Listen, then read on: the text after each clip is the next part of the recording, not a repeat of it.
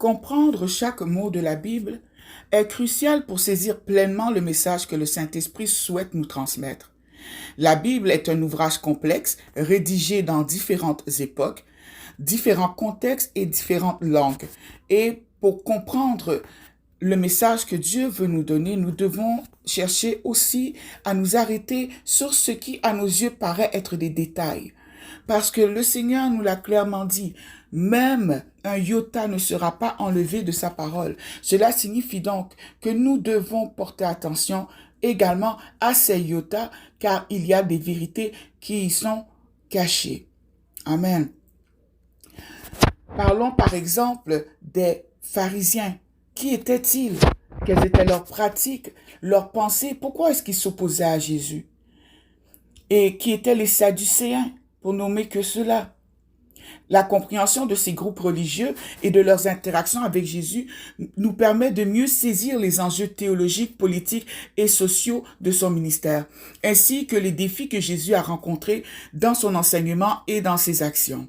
Cette approche d'étude attentive du contexte historique et culturel peut également être appliquée à d'autres aspects de la Bible, en explorant chaque mot, chaque personnage et chaque concept pour mieux appréhender le message divin sous-jacent.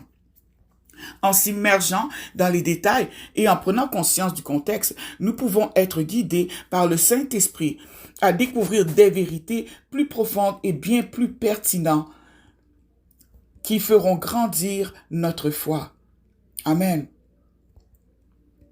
Alors, sachez-le, le Seigneur nous a laissé un héritage merveilleux et c'est à nous de prendre le temps de décrypter les textes qu'il nous a laissés. La compréhension profonde de chaque mot de la Bible devient indispensable si on veut saisir l'essence profonde des messages divins.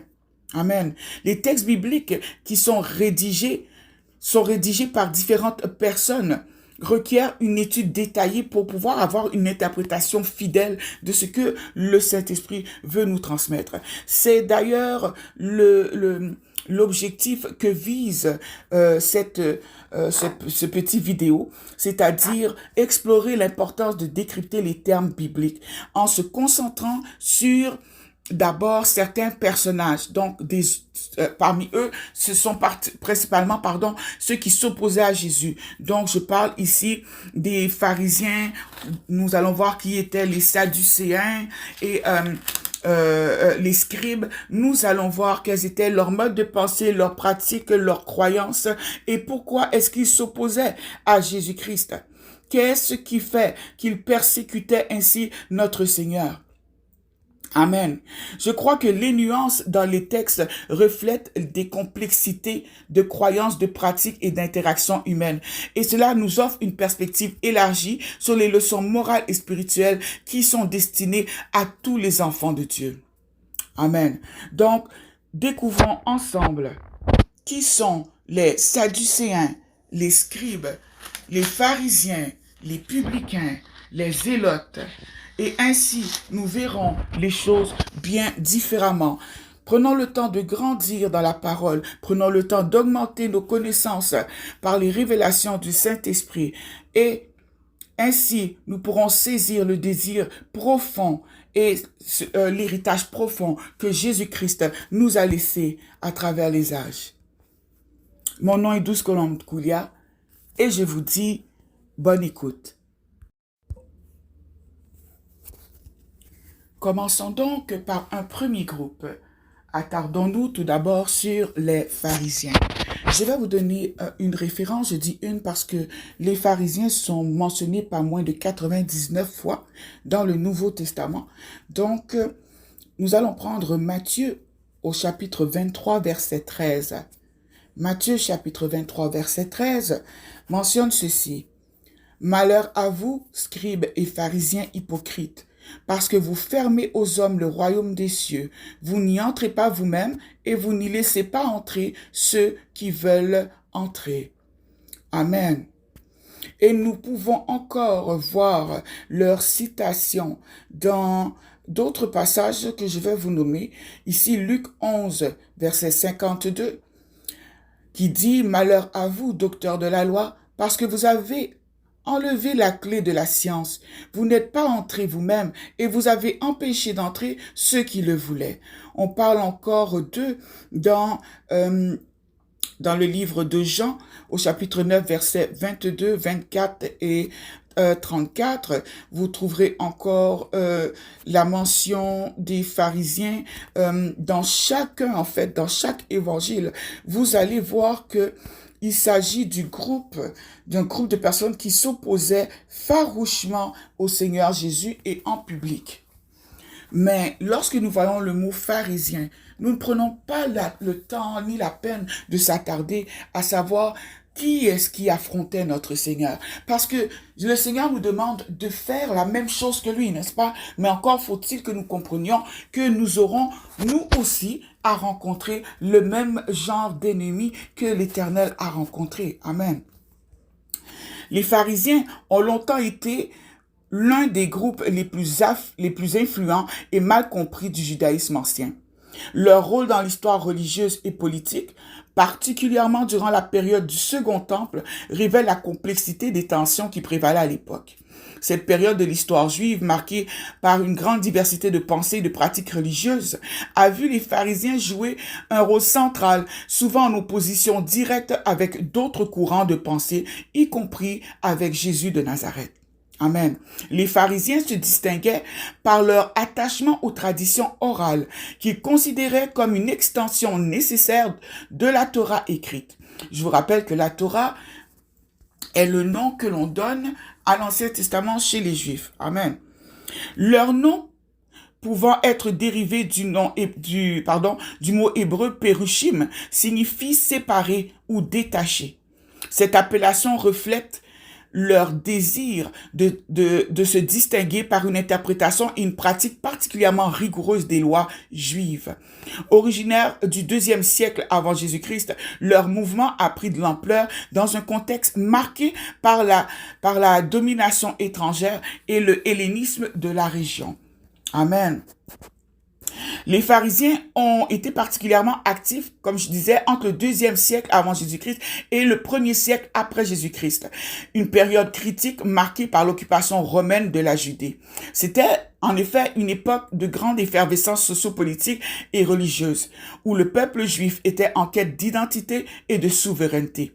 Les pharisiens, grâce à leurs expertises en matière de loi et de traditions juives, ont exercé une influence vraiment considérable, tant sur le plan spirituel que politique, devenant de fait les leaders spirituels de nombreuses communautés.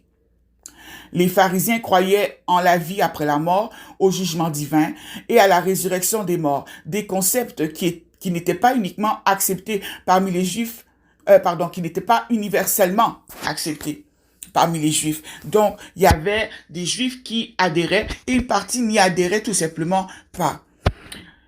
Outre cela, les pharisiens préconisaient une interprétation stricte de la loi juive, couplée à une tradition orale qu'ils estimaient tout aussi sacrée. Donc pour eux, la tradition orale, donc c'est-à-dire les histoires qui leur ont été racontées de bouche à oreille, étaient aussi fiables, aussi saintes, aussi valables que ce qui avait été rédigé. Amen. Alors, cette démarche les a conduits à développer un riche corpus de lois et de traditions régissant tous les aspects de la vie quotidienne. Leur insistance sur la pureté rituelle, la prière et l'aumône reflétaient leur conviction profonde en une relation personnelle et communautaire avec Dieu. Amen. Mais nous voyons, comme cité dans Matthieu au chapitre 23, verset 13, qu'il y avait opposition entre Jésus et les pharisiens. L'opposition des pharisiens à Jésus-Christ reposait principalement sur deux fronts. D'abord doctrinaire et sur le front pratique. Jésus questionnait ouvertement leurs interprétations et applications de la Torah, remettant en cause leur autorité et critiquant leur hypocrisie. Cette confrontation n'était pas seulement sur le plan théologique, elle touchait également à des aspects plus larges du pouvoir et du contrôle social. Jésus prenait un retour à une foi plus personnelle et authentique, empreinte de vérité, en contradiction avec le formalisme et le légalisme dont faisaient preuve les pharisiens. Il est difficile de déterminer le nombre exact de pharisiens durant leur période d'activité, mais on estime qu'ils étaient à cette époque environ 6 000. Environ 6 000 pharisiens. Amen. Cependant, certains textes anciens nous suggèrent qu'ils pouvaient être constitués d'une fraction vraiment significative de la société, bien que les pharisiens soient demeurés quand même minoritaires. Amen. Alors, nous voyons encore un passage que j'aime bien où le Seigneur dit « Méfiez-vous du levain des pharisiens, qui est l'hypocrisie. » Et vous allez trouver ce passage dans le livre de Matthieu, au chapitre 16, versets 6 et 7. Alors, il est écrit ceci. Jésus leur dit, « Gardez-vous avec soin du levain des pharisiens et des sadducéens. » Les disciples raisonnaient en eux-mêmes et disaient, « C'est parce que nous n'avons pas pris de pain. » Verset 8, Jésus l'ayant connu dit, « Pourquoi raisonnez-vous en vous-même, gens de peu de foi, sur ce que vous n'avez pas pris de pain? Êtes-vous encore sans intelligence et ne vous rappelez-vous pas les 5 pains et les 5 000 hommes et combien de paniers vous avez emportés? Ni les 7 pains des 4 000 hommes et combien de corbeilles vous avez emportés? Comment ne comprenez-vous pas, là je suis au verset 11, que ce n'est pas au sujet de pain que je vous ai parlé. Gardez-vous du levain des pharisiens et des sadducéens, verset 12. Alors ils comprirent que ce n'était pas du levain du pain qu'il avait dit de se garder, mais de l'enseignement des pharisiens et des sadducéens. Amen. Alors, pour mieux comprendre ce qui s'est passé, nous allons faire un petit tour dans l'histoire. Amen. Alors, l'Empire romain avait pris possession de la majeure partie des terres de Galilée. Or, il s'agissait de la région la plus riche du pays. Cela a plongé les moins nantis dans une pauvreté extrême. C'est pourquoi plusieurs Juifs faisaient le choix de se réfugier dans les montagnes pour se joindre à des groupes de voleurs. C'était préférable que de mourir de faim, voyez-vous. Face à la situation précaire du peuple, les pharisiens se contentaient de dire « Ne vous inquiétez pas, soyons bons et suivons la loi. » Amen. Alors Dieu résoudra tous nos problèmes. Pourtant, les problèmes perduraient, les gens continuaient à mourir de faim et à souffrir, mais ils répétaient la même phrase, sans puissance. Évidemment, comme je dis, la situation du peuple ne s'est jamais adoucie ou même améliorée par ces conseils. Alors, certains pharisiens désiraient sincèrement s'approcher de Dieu, rencontrer le Messie. Par exemple, Nicodème, qui est mentionné dans le livre de Jean au chapitre 7, versets 45 à 52, et dans les livres de Marc au chapitre 15, verset 43, et Joseph d'Arimathée, qui est mentionné dans Jean au chapitre 19, verset 38-39.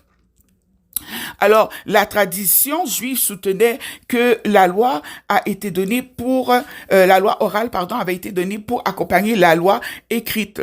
Et il mettait les deux sur le même piédestal, sans que un soit plus important que l'autre. Or, la loi orale a été mise par écrit par Yehuda Hanassi il y a environ 1700 ans.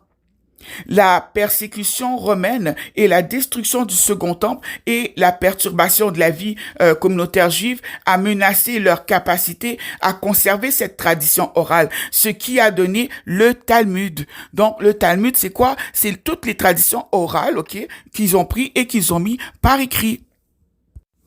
Alors, le problème, c'est quoi? Le problème vient du fait que les Juifs ont fini par mettre la Torah écrite au second plan, accordant la Torah orale, n'est-ce pas, qui a été mise par écrite, la première place.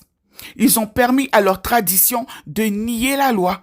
Leur tradition, parce que c'est les traditions qui étaient communiquées par voie orale, ils ont utilisé la tradition, ils ont donné à la tradition préséance sur la parole de Dieu. Voyez-vous? Donc, c'est ainsi que leurs traditions ont fait mentir la parole de Dieu. Comme il est mentionné dans Matthieu 15, versets 1 à 9, qui dit « Alors des pharisiens et des scribes vinrent de Jérusalem auprès de Jésus et dirent « Pourquoi tes disciples transgressent-ils la tradition des anciens? Car ils ne se sont pas lavé les mains quand ils prennent leur repas. » Amen. Donc pour eux, la tradition était plus importante que la loi. Les pharisiens tentaient de mettre de la pression aux disciples de Jésus parce qu'ils avaient cessé de pratiquer l'observation des anciennes coutumes, des traditions pour suivre la route de la grâce. Vous comprenez? Donc, les disciples avaient compris que ce n'était pas par leurs actions qu'ils étaient sauvés, mais par grâce, quel que soit le bien qu'ils pourraient faire, quel que soit le nombre de fois qu'ils pourraient se laver les mains, ça ne les fera pas rentrer au ciel. Amen. Alors, outre cela, les pharisiens croyaient à la résurrection et ils croyaient aussi aux anges, comme c'est mentionné dans Acte 23, verset 8. Malheureusement, la plupart étaient très corrompus. Matthieu 23, versets 25 à 28. Et ils ne croyaient pas du tout en Jésus. Jean 12, verset 42. Jean 12, verset 42. Amen. Donc, pour nous chrétiens, nous reconnaissons deux choses. Nous reconnaissons la Torah, donc qui est le Pentateuque plus les prophètes, etc., donc dans l'Ancien Testament. Et nous reconnaissons aussi le Nouveau Testament que les Juifs, eux, rejettent. Ils rejettent totalement.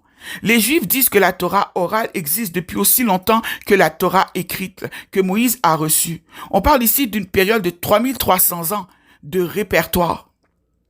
Les Juifs disent que sans la Torah orale, il n'est pas possible de comprendre pleinement les enseignements. Pourtant, nous, on n'utilise pas la Torah orale. Nous utilisons certes les mêmes écrits, mais on n'utilise pas le Talmud et on comprend très bien parce que le Saint-Esprit nous ouvre justement l'intelligence et nous permet de comprendre tout ce que nous avons à comprendre et de grandir.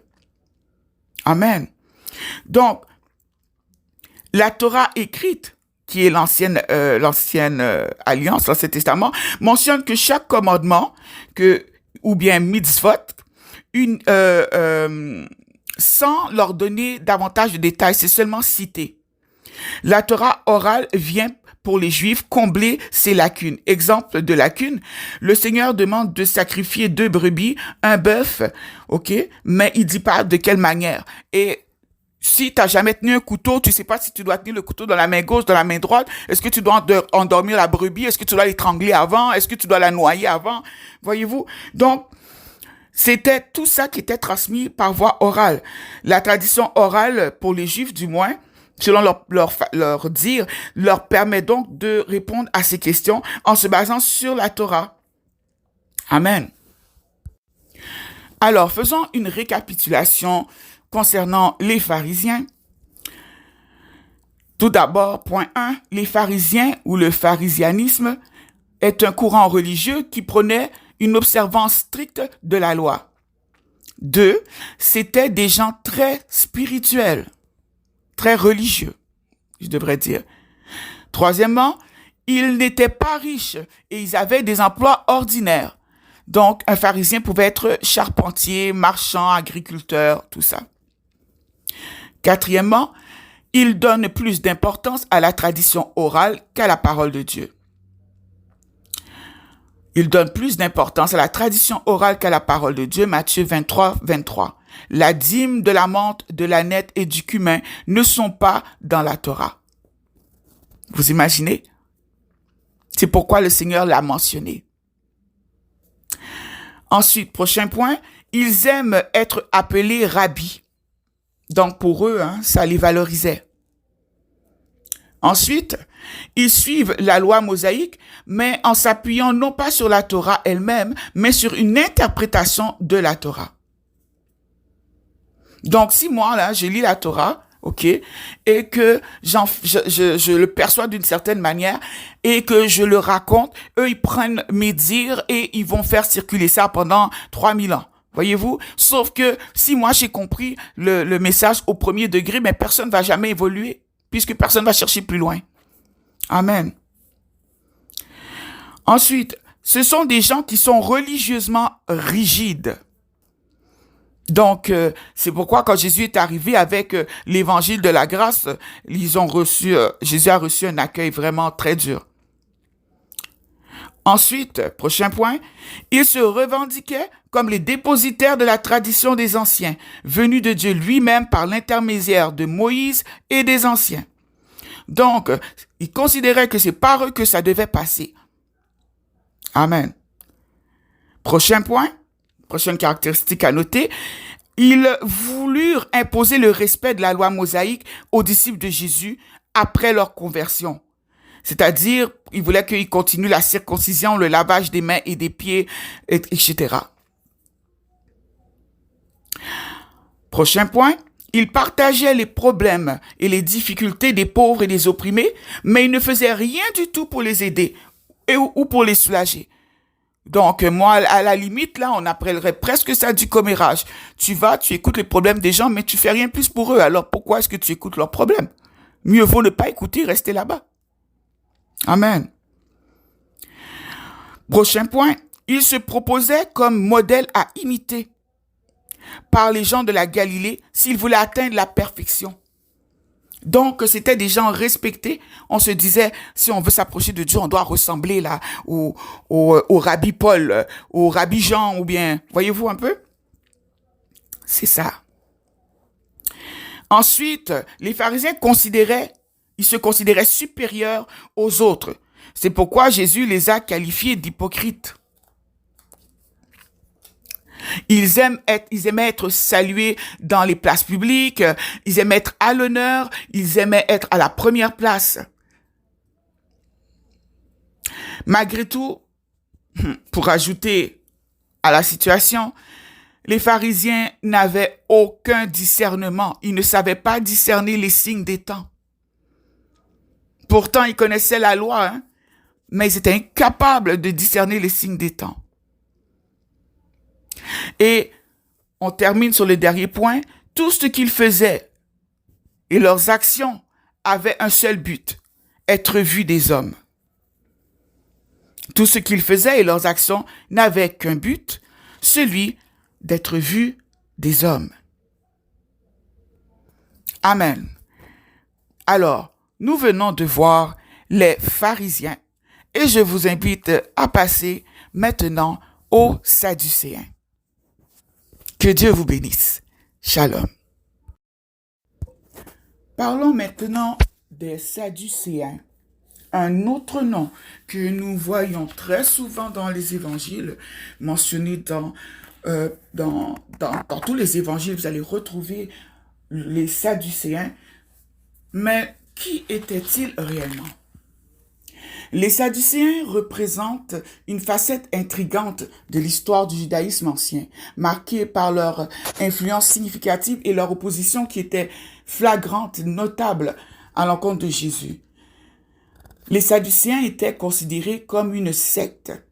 Cette secte, moins connue que les pharisiens, jouait pourtant un rôle crucial dans la société judaïque à leur époque, à travers une analyse de leur identification, de leur période historique, de leur influence sociale, ainsi que de leurs croyances et pratiques. Nous allons voir pourquoi et comment ils se sont trouvés en désaccord majeur avec notre Seigneur et l'enseignement de Jésus. Amen. Les Sadducéens constituaient une élite sacerdotale et aristocratique au sein de la société juive, principalement centrée autour du temple de Jérusalem. Leur nom, possiblement dérivé de Zadok, le grand prêtre du roi Salomon, symbolise leur revendication d'une lignée sacerdotale légitime et leur droit exclusif au service du temple. Cette classe sociale se distinguait par sa richesse, son accès au pouvoir et son influence considérable sur les affaires politiques et religieuses de Jérusalem. Amen. Alors, quand ont-ils vécu? Eh bien, les Sadducéens ont vécu principalement entre le 2e siècle avant Jésus-Christ et le 1er siècle après Jésus-Christ. Et ils ont joué un rôle prépondérant durant cette période tumultueuse de l'histoire juive. Cette ère était marquée par l'occupation romaine, comme je vous ai dit, et par d'importantes tensions au sein de la société juive. Amen. Malgré leur disparition suite à la destruction du temple de Jérusalem en 70 après Jésus-Christ, leur impact sur l'époque et les événements qui ont conduit à cette chute restent indéniables et ont laissé de grandes marques. Bien que moins nombreux que les pharisiens, que j'ai dit qu'ils étaient environ 6000, pour eux, les Sadducéens exerçaient une influence qui était disproportionnée en raison de leur statut social élevé et de leur contrôle sur le temple. Donc, les Sadducéens, eux, ils avaient l'argent et le pouvoir. Ils pouvaient influencer et côtoyer le milieu politique. Alors que les pharisiens, eux, c'était des gens qui avaient un petit boulot et des gens tout à fait banals. Voyez-vous? Alors, c'est pourquoi leur influence était si grande et était disproportionnée par rapport à la quantité d'adeptes qu'il y avait à ce moment-là. Amen. Donc, c'est ainsi que cet argent-là, leur pouvoir financier leur a permis d'exercer une influence considérable sur les décisions politiques et religieuses et d'impacter la vie quotidienne du peuple juif de l'époque. Contrairement aux pharisiens, les sadducéens rejetaient la tradition orale aux autres et ils s'en tenaient strictement à la Torah écrite comme seule source d'autorité religieuse. Ils niaient l'existence de l'au-delà, de la résurrection des morts, des anges et des démons. Ils ne croyaient pas en tout ça, ce qui les mettait en désaccord avec d'autres sectes juives et plus tard avec évidemment les enseignements de Jésus-Christ, les enseignements du christianisme naissant. Leurs pratiques religieuses étaient intimement liées au temple et au sacrifice, élément central de leur foi et de leur identité. Alors, lorsque Jésus est venu et que Jésus a dit qu'il était le Fils de Dieu, vous pouvez imaginer la tête qu'ils ont fait. Pire encore, lorsque Jésus a dit « Détruisez ce temple, je vais le relever en 3 jours », en parlant de lui-même, il ne croyait pas en la résurrection. Il ne croyait pas en la résurrection. Comment pourrait-il croire au Fils de Dieu qui, lui, est venu nous amener la résurrection et la vie? Amen. L'opposition des Sadducéens à Jésus-Christ s'enracinait principalement dans leurs divergences théologiques et dans leur crainte de perdre leur pouvoir et leur influence.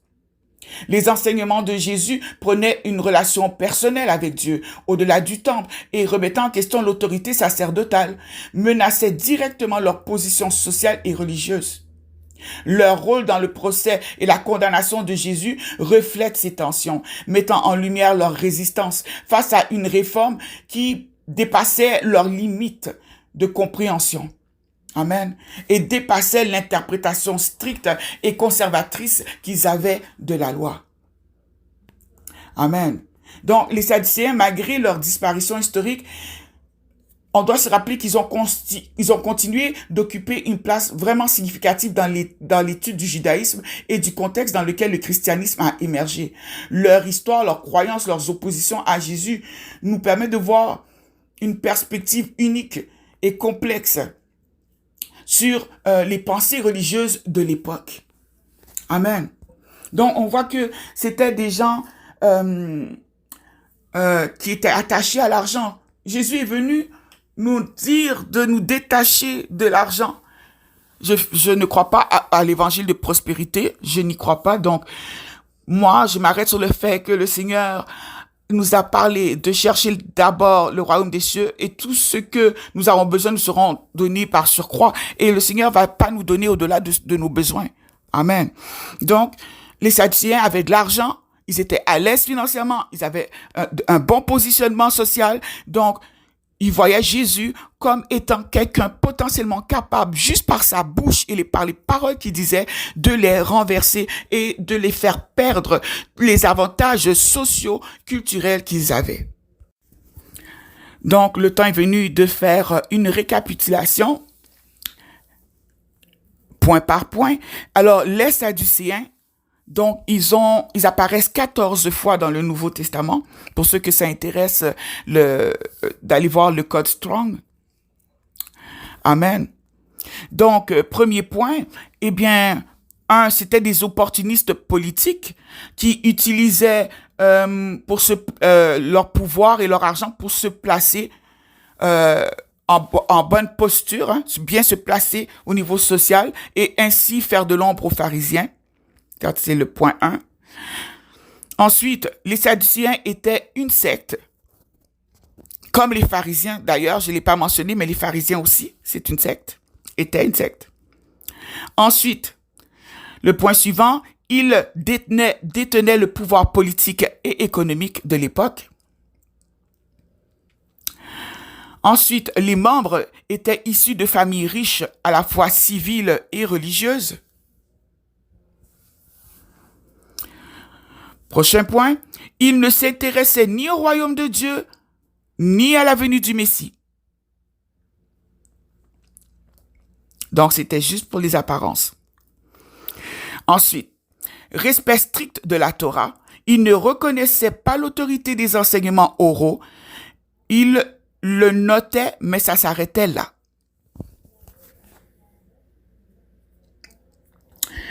Ensuite, prochain point, ils avaient pour seule préoccupation la conservation et l'amélioration de leur statut social afin d'avoir le respect des Romains. Le prochain point, tout changement dans la société, mettait en danger leur positionnement social et c'était dangereux pour eux. Donc, on devenait facilement, quiconque pouvait emmener un bouleversement dans la société devenait automatiquement leur ennemi à abattre. Ensuite, ils n'hésitaient pas à utiliser des moyens violents contre leurs adversaires. Ils employaient des moyens violents. Je pense que on peut tous s'imaginer un peu des stratagèmes pour abattre leurs adversaires. Ensuite, sachez que la plupart des Sadducéens étaient des prêtres. La plupart d'entre eux étaient des prêtres. Donc, les simples gens ne s'identifiaient pas à eux, mais ils les respectaient parce qu'ils donnaient l'impression de suivre la loi. Mais en fait, ils ne la suivaient pas.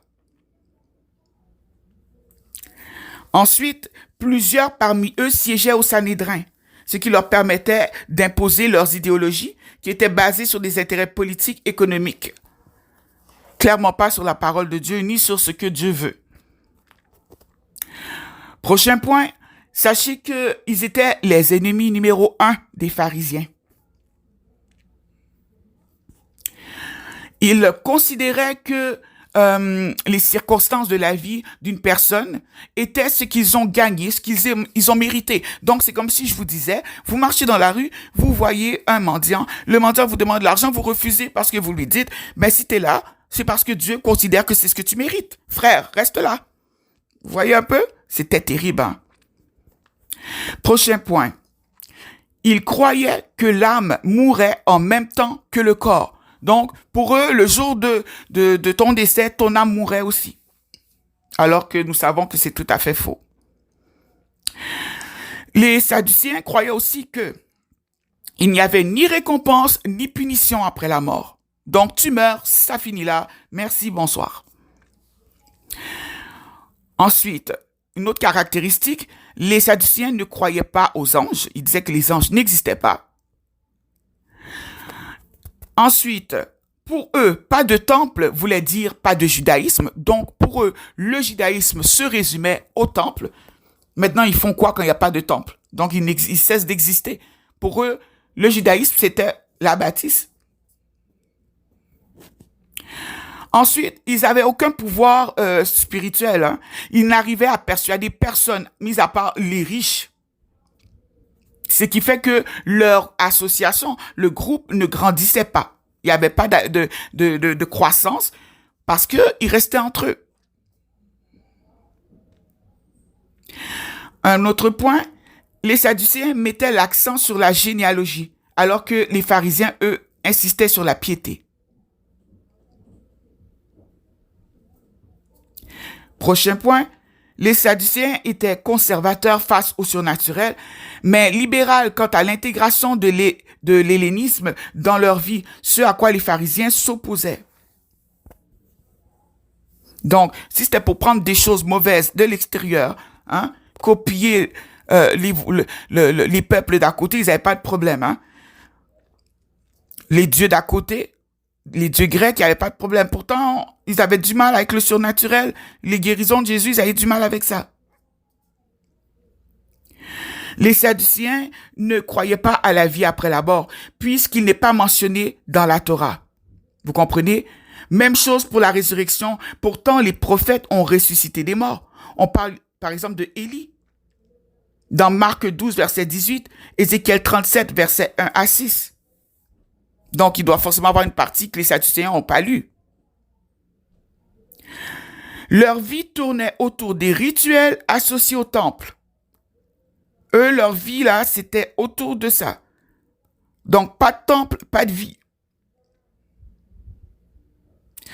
Ensuite, les Sadducéens, sachez qu'ils ont disparu vers 70 environ après Jésus-Christ, après la destruction du second temple.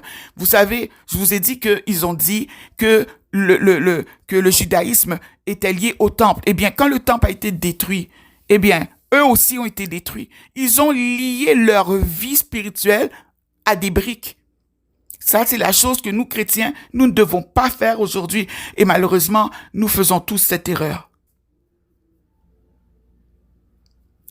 Notez aussi que aucun des écrits des Sadducéens n'a survécu au temps.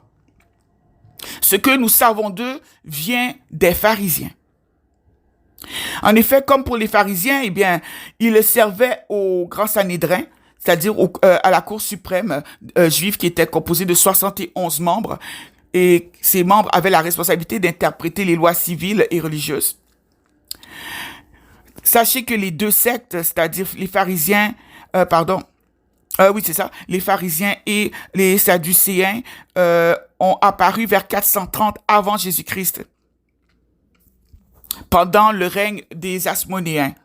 Donc, ils résistaient à leur règne. Ils étaient là, ils ont tenu bon. Et à l'époque de Jésus, environ 4 millions de personnes vivaient en Palestine. Donc, ce sont des choses intéressantes à savoir, parce que bien souvent, on se demande combien on était sur la terre et tout ça. Ça vous donne quand même une petite idée. Je vais vous donner maintenant quelques références où vous pouvez aller lire concernant les Sadducéens. Donc, Acte 4, versets 1 et 2. Acte 23, versets 6 à 9. 1 Corinthiens 15, versets 13 à 18. Matthieu 22, verset 23. Et Luc 20, verset 27. Ce ne sont que quelques endroits où ils sont mentionnés. Amen. Je voudrais vous partager, en terminant, un petit passage intéressant, c'est-à-dire le passage de Matthieu 22, versets 23 à 28. Matthieu, chapitre 22, versets 23 à 28. Alors, je vous lis le passage qui nous intéresse. Ce jour-là, les Sadducéens, qui disent qu'il n'y a point de résurrection, vinrent à Jésus et lui firent cette question. Maître, Moïse a dit, si quelqu'un meurt sans enfant, son frère épousera sa veuve et suscitera lignée à son frère. Or, il y avait parmi nous 7 frères, dont le premier, s'étant marié, mourut, et n'ayant point eu d'enfant, il laissa sa femme à son frère. De même aussi le second, puis le troisième, jusqu'au 7e. Or, après eux tous, la femme mourut aussi. Duquel donc des 7 sera-t-elle femme dans la résurrection? Car tous les 7 l'ont eu. Mais Jésus répondant leur dit, vous êtes dans l'erreur, parce que vous n'entendez pas les Écritures, ni quelle est la puissance de Dieu. Car après la résurrection, les hommes ne prendront point de femmes, ni les femmes de mari, mais ils seront comme les anges de Dieu qui sont dans le ciel. Et quant à la résurrection des morts, n'avez-vous point lu ce que Dieu vous a dit? Je suis le Dieu d'Abraham, le Dieu d'Isaac et le Dieu de Jacob. Dieu n'est pas le Dieu des morts, mais il est le Dieu des vivants. Et le peuple, entendant cela, admirait sa doctrine. Amen. Alors, ici, ce qui est intéressant à voir, c'est que les Sadducéens sont venus poser la question à Jésus pour savoir, cette femme va être l'épouse de qui, à la résurrection. Sauf que, au départ, les Sadducéens ne croient pas à la résurrection, donc ça leur servait à rien de poser cette question puisqu'ils y croient pas. Amen. Mais Jésus a vu que cette question était un piège. Ils savaient que c'était un piège. Ils savaient qu'ils ne croyaient pas à la résurrection. Et ça montrait que que les Sadducéens limitaient la puissance de Dieu. Et Jésus leur répond du verset 29 au verset 32. Du verset 29 au verset 32, Jésus prend le temps de leur répondre et il leur fait savoir que ils seront comme des anges. Ils seront comme des anges. Il n'y aura ni femme ni mari. Et il leur a rappelé que même si la résurrection n'avait pas été mentionnée, que indirectement le Seigneur avait été clair quand il a dit « Je suis le Dieu d'Abraham, d'Isaac et de Jacob. Je ne suis pas le Dieu des morts, mais le Dieu des vivants. » Donc, ils auraient dû savoir que le Dieu qu'ils servaient n'était pas le Dieu des morts, n'est-ce pas? Alors, ça montrait que les Sadducéens n'avaient aucune relation personnelle avec le roi des rois. Amen. Je vous invite maintenant à lire, à écouter et à découvrir qui étaient les scribes. Shalom. Les scribes de la Bible, gardiens des Écritures et adversaires de Jésus. Qui étaient les scribes? C'est ce que nous allons découvrir ensemble. Les scribes jouaient un rôle central dans la société juive durant l'Antiquité. En tant que spécialistes de la loi de Moïse, ils étaient responsables de la copie, de l'interprétation et de l'enseignement des Écritures. Leur savoir et leur expertise leur conféraient une influence considérable, les plaçant au cœur même des débats religieux et sociaux de l'époque. Cependant, leur positionnement strict sur certaines interprétations des textes saints les ont souvent mis en opposition avec les enseignements de Jésus-Christ, marquant ainsi une période conflictuelle qui s'est immortalisée dans les récits bibliques. Initialement, les scribes étaient simplement des copistes, des gardiens des documents et des textes. Avec le temps, leur rôle s'est élargi pour englober l'interprétation des lois et la conduite des rites religieux. Leur autorité s'appuyait sur une connaissance approfondie des textes sacrés, leur permettant de jouer un rôle d'enseignant et de juge au sein de la communauté juive. Leur présence était essentielle dans la vie religieuse, leur rôle évoluant jusqu'à devenir des figures pivots dans l'application quotidienne des commandements divins.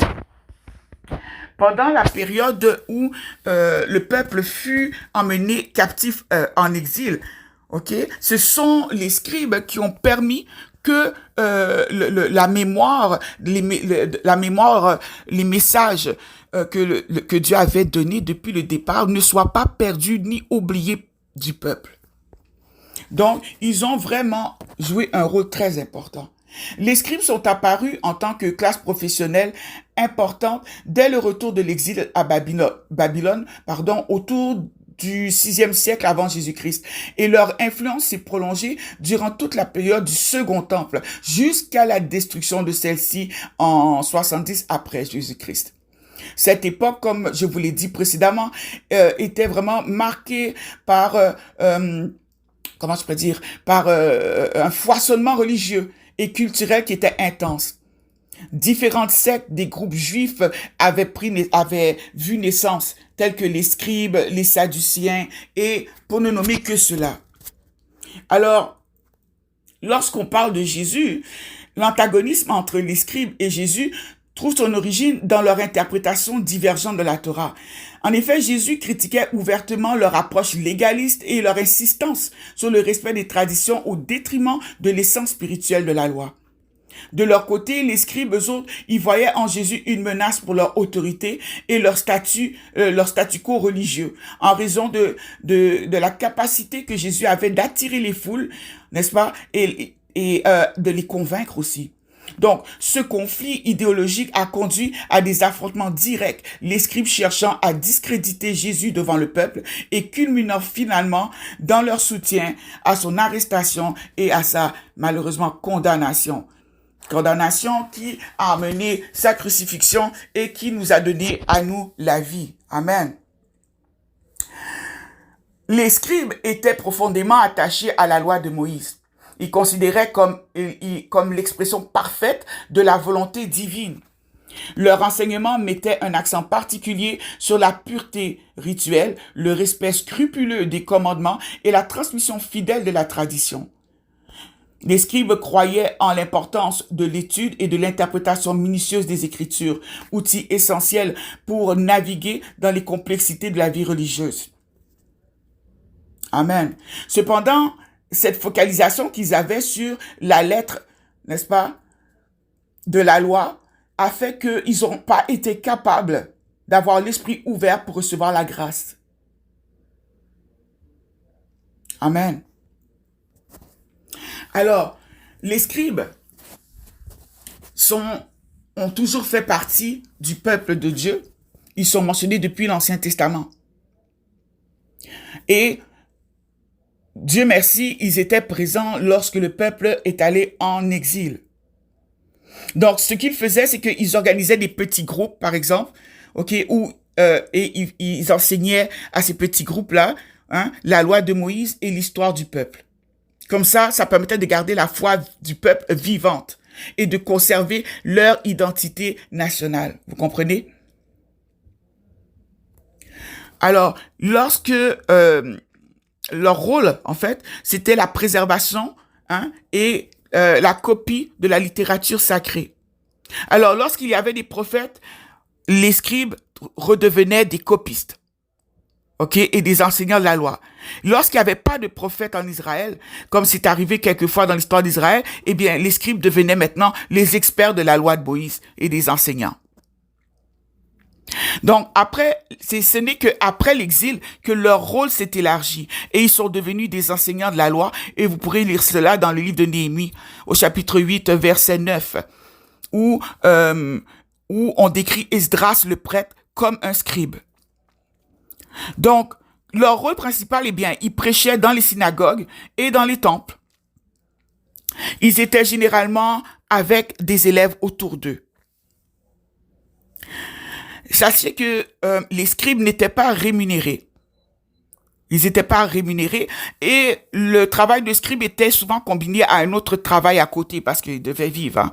Comme ils ne sont pas rémunérés, ils devaient manger. Et dans le temps de Jésus, les scribes n'appréciaient pas du tout les Romains parce que les Romains pouvaient annuler leurs décisions. Ça n'arrivait pas souvent, mais ils en avaient le pouvoir. Alors, qu'est-ce que Jésus leur reproche? Eh bien, tout d'abord, Jésus leur reprochait de dire et de ne pas faire. Ce qu'ils disent, ils ne le font pas.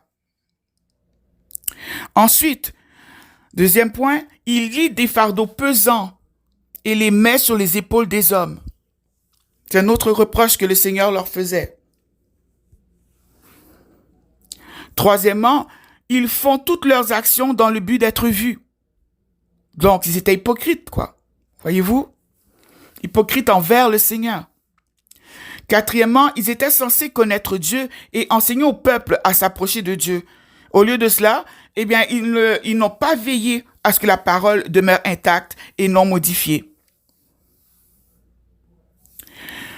Ensuite, prochain point que le Seigneur leur reproche, eh bien, ils ont insisté sur la lettre en mettant totalement de côté l'esprit. Matthieu 23, verset 13.